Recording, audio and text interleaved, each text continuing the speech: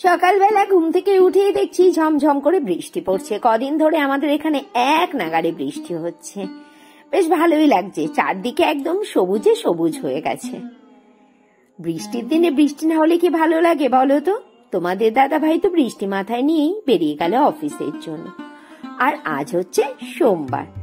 আজকে ব্লগটা এখন শুরু করছি। ভিডিওটি কেমন লেগেছে সেটি অবশ্যই কমেন্টস করে বলো। লাইক করতে কিন্তু একদমই ভুলো না।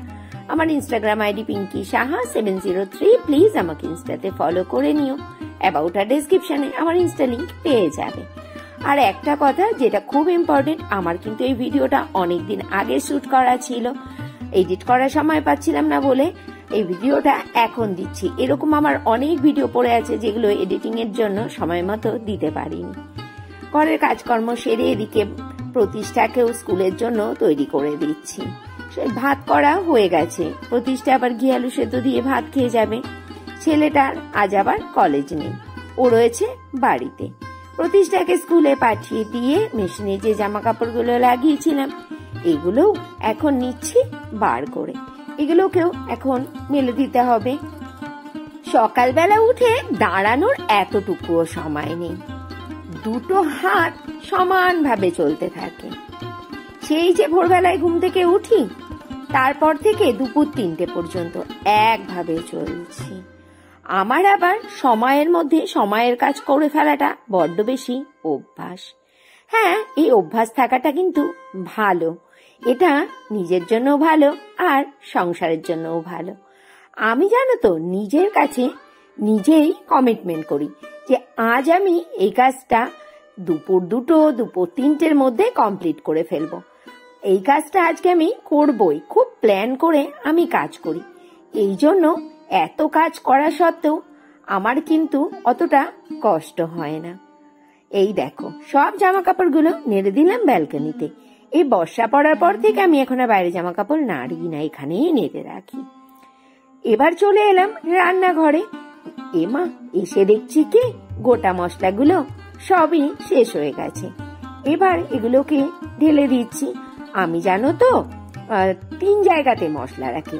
একটা কৌটোর মধ্যে রাখি প্যাকেট শুদ্ধ মশলা, তারপরে প্যাকেট থেকে ঢালি অন্য কৌটোর মধ্যে, আর এখান থেকে অল্প অল্প করে নিয়ে রাখি ওই যে মশলা সেই ছোট ছোট বাটিগুলো আছে না, সেই 5 বাটি 7 বাটি, ওর মধ্যে। আমার কোনো মশলাই এটো কাটা হয় না, আমি সবকিছুকে নিরামিষ করে আলাদা করে রাখি। বসিয়ে দিয়েছি রান্না। এখানে ঘুগনির জন্য মশলা কষে নিচ্ছি। আজ হচ্ছে খাসির চর্বি দিয়ে ঘুগনি করব। দারুণ লাগে কিন্তু বলো খাসির চর্বি দিয়ে ঘুগনি। মটরটা সেদ্ধ করে রেখেছি, কেটে রাখা আলুগুলো মটরের মধ্যে দিয়ে দিলাম। কষে রাখা মশলাটা দিয়ে একটা সিটি লাগিয়ে দিলেই হয়ে যাবে ঘুগনি।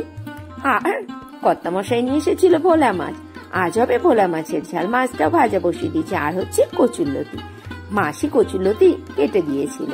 যত ঝোঁকমারির সবজিগুলো সব মাসিই কেটে দেয়, যার জন্য এখন আমার রান্না করতে অনেক সুবিধে হয়। এখন বাজে দুপুর 2:40 আর আমরা করব লাঞ্চ। দেখে নাও আজকে লাঞ্চে কি কি রয়েছে।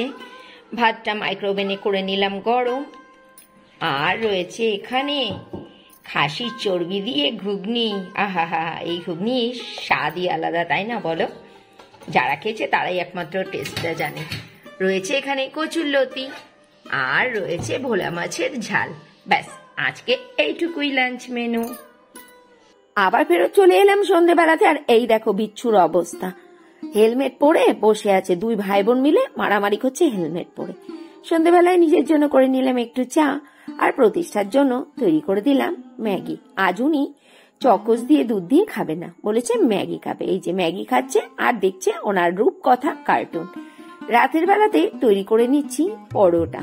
আমার ছেলে মেয়েগুলো শুধু তাল খোঁজে তেলে ভাজা খাওয়ার জন্য, কোনোদিনও লুচি তো কোনোদিনও পরোটা।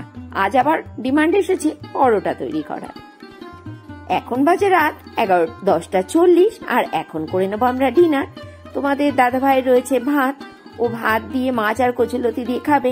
আমি আমার ছেলে মেয়ে খাবো পরোটা ঘুগনি। এখানে রয়েছে কিছুটা পেঁয়াজও কাটা, কালকে রয়েছে কিছুটা শিমুই, আমও কেটে নেওয়া হয়েছে, রয়েছে 2 রকমের মিষ্টি। আর আজকে ব্লগটা এখানেই শেষ করছি।